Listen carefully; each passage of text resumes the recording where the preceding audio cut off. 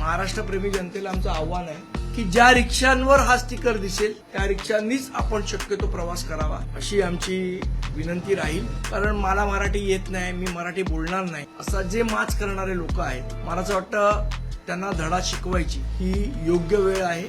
मला असं वाटतं हा संजू जयस्वालांचा पहिला प्रकार नाही आहे. याच्या आधी सुद्धा अशा प्रकारच्या तक्रारी त्यांच्या विरुद्ध झालेल्या आहेत. त्यांनी एका भाडे करू का त्याला त्याच्या कॅबिन मध्ये मारलं त्यांनी आणि त्यांच्या अंगरक्षकांनी. हा जो लायझनिंग वाला आहे इंद्रजित सिंग, त्याला पोलीस चौकशीसाठी बोलवत नाही. हा काय प्रकार आहे का? त्यांना ऑलरेडी पोलिसांनी क्लीन चिट द्यायचं ठरवलंय. ते परवा कोण डीसीपी साहेब होते, चिमटे साहेब, त्यांच्याशी आम्ही 15-20 मिनिटं त्यांना बोललो. त्यांच्या तोंडावरची माशी पण हालायला तयार नाही त्या चिमट्यांच्या. म्हणजे ही कुठली पोलिसांची पद्धत आहे? आपल्याला माहित असेल की महाराष्ट्र नवनिर्माण वाहतूक सेना याच्या माध्यमातून आम्ही आमचे महाराष्ट्र नवनिर्माण वाहतूक सेनेचे अध्यक्ष संजय नाईक यांच्या नेतृत्वाखाली आजपासून ज्या उपनगरातल्या रिक्षा आहेत तिकडे आज आम्ही कार्यक्रम हाती घेतलाय.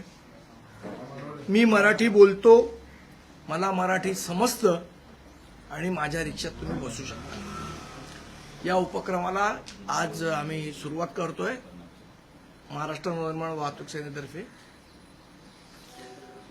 आणि मला असं वाटतं की महाराष्ट्रातल्या सर्व मराठी प्रेमी, महाराष्ट्रप्रेमी जनतेला आमचं आव्हान आहे की ज्या रिक्षांवर हा स्टिकर दिसेल त्या रिक्षांनीच आपण शक्यतो प्रवास करावा अशी आमची विनंती राहील या सगळ्या गोष्टींमध्ये.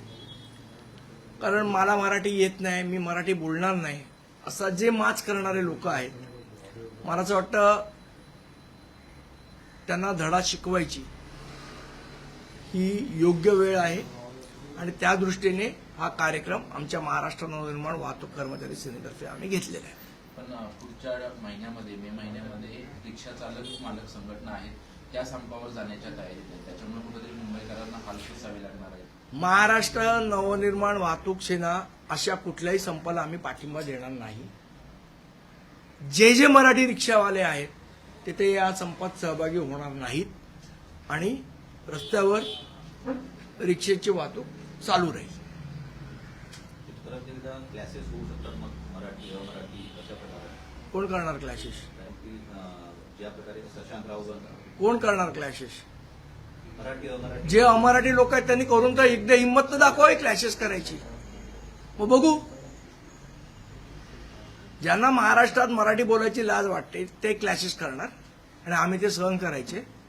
सरकारने त्यांचा बंदोबस्त करावा, नंतर आम्हाला बंदोबस्त करता येतो.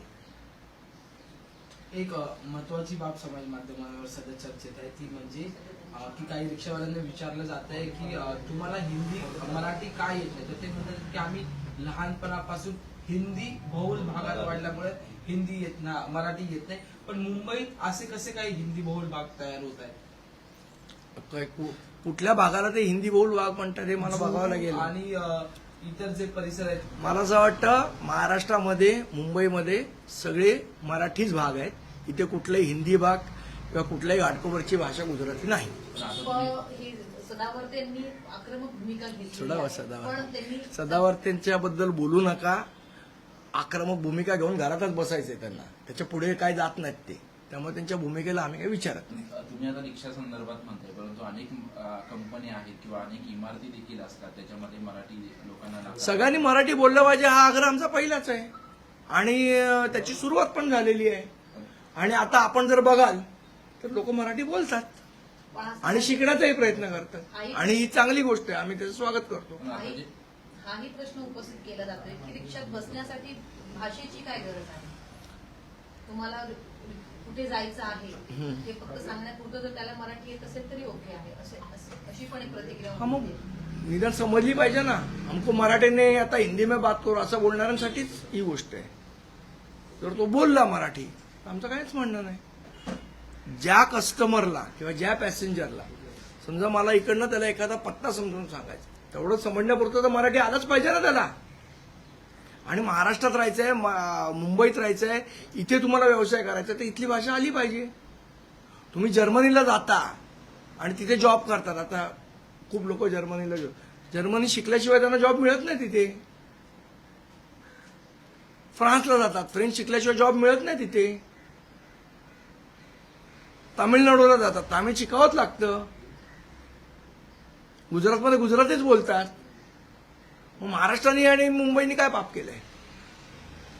संदीपजी, ज्या रिक्षा चालक किंवा कॅब चालक असतील त्यांना मराठी जर येत नसेल तर मनसे अशा चालकांसाठी एक पुढाकार घेऊन त्यांना मराठी शिकता येईल किंवा शिकवणारच ना प्रताप सर नाही. तुम्ही ज्या पद्धतीने आता काही आमची शिकवायची पद्धत थोडी वेगळी आहे. ते चांगल्या पद्धतीने शिकवतील असं वाटतं. तुम्ही आता काही उदाहरणं दिली, काही देशांची, काही राज्यांची. आता रिक्षा परवाना देताना पण मराठी कंपल्सरी करण्यात आलं. अशाच पद्धतीने आता इतर नाही कंपल्सरी केलंय. आपण कृपया समजून घ्या, हा नियम खूप आधीच आहे की तुम्हाला स्थानिक भाषा, आणि हा फक्त महाराष्ट्रात नाही. हा तुम्हाला वाटत असेल महाराष्ट्रात आहे, हा सुरतला पण आहे, हा तामिळनाडूमध्ये पण आहे, हा कर्नाटकमध्ये पण आहे.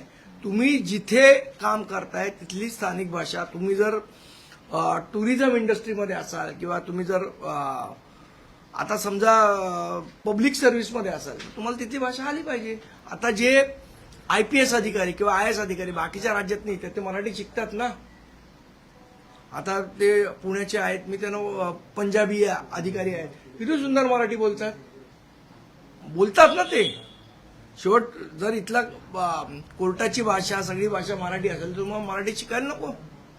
संदीपजी, एक वेगळा प्रश्न आहे. मोतीलाल नगर पुनर्विकासाअंतर्गत एक कार्यक्रम झालेला होता. 17 तारखेला माडामार्फत आयोजित करण्यात आला होता हा कार्यक्रम. IAS अधिकारी असलेले उपाध्यक्ष पाडाचे संजीव जायस्वाल यांनी ज्या प्रकारे एका नागरिकांच्या संदर्भात भाषा वापरली, गुंडगिरीची भाषा वापरली, घुसखोर म्हणाले, तुम्हारे को यहाँ से उठा के लेके जाऊंगा, अशा प्रकारची भाषा एका IAS अधिकाऱ्याला शोभा देते का? याविषयी काय सांगा? मला वाटतं हा संजू जयस्वालांचा पहिला प्रकार नाही आहे. याच्या आधी सुद्धा अशा प्रकारच्या तक्रारी त्यांच्या विरुद्ध झालेल्या आहेत. त्यांनी एका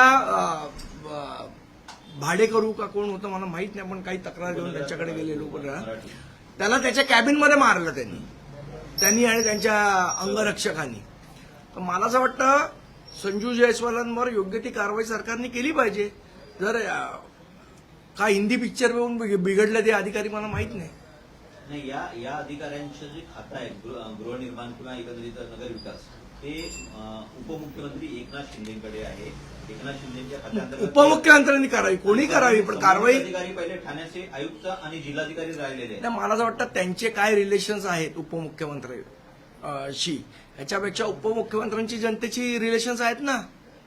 जर जनतेशी एखादा अधिकारी अशा पद्धतीने वागत असेल तर त्याच्यावर कारवाई झालीच पाहिजे, असं आमचं ठाम मत आहे. सिव्हिल कोड ऑफ कंडक्टमध्ये असं म्हटलंय की IAS किंवा IPS अधिकाऱ्यांनी सौजन्यतेने वागायला पाहिजे.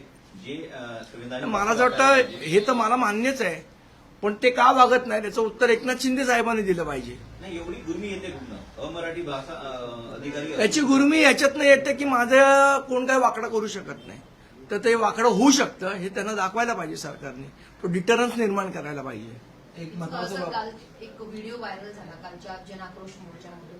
मंत्री गिरीश महाजन हो, यांना ते बघितलं मी. गेट आउट म्हणते आणि वेगवेगळे शब्द वापरते. कसं पाहता त्या व्हिडिओवरती काय नाही, मला असं वाटतं एक सामान्य नागरिक म्हणून त्यांनी त्यांची भावना व्यक्त केली की तुम्ही मोर्चा काढताय, आम्हाला त्रास होतोय. लोकशाहीमध्ये प्रत्येकाला प्रत्येकाचं म्हणणं मांडण्याचा अधिकार आहे, आणि मांडलं. गुजरातचे काही व्हिडिओज आहेत ते खूप मोठ्या प्रमाणात व्हायरल झाले. सुरत स्थानकावर जे अगुजराती हिंदी लोक भाषिक प्रवासी आहे ते गॅस संपलाय किंवा इतर गोष्टींच्या त्रासामुळे आपल्या राज्यात परत जातात आणि चेंगराचेंगरीची परिस्थिती होते, लाठीचार्ज होते, अशा प्रकारची ती परिस्थिती होती. तर मला असं वाटतं हा आता प्रत्येक राज्याने विचार करायला पाहिजे की आपली लोक आपल्याच राज्यात कसे राहतील.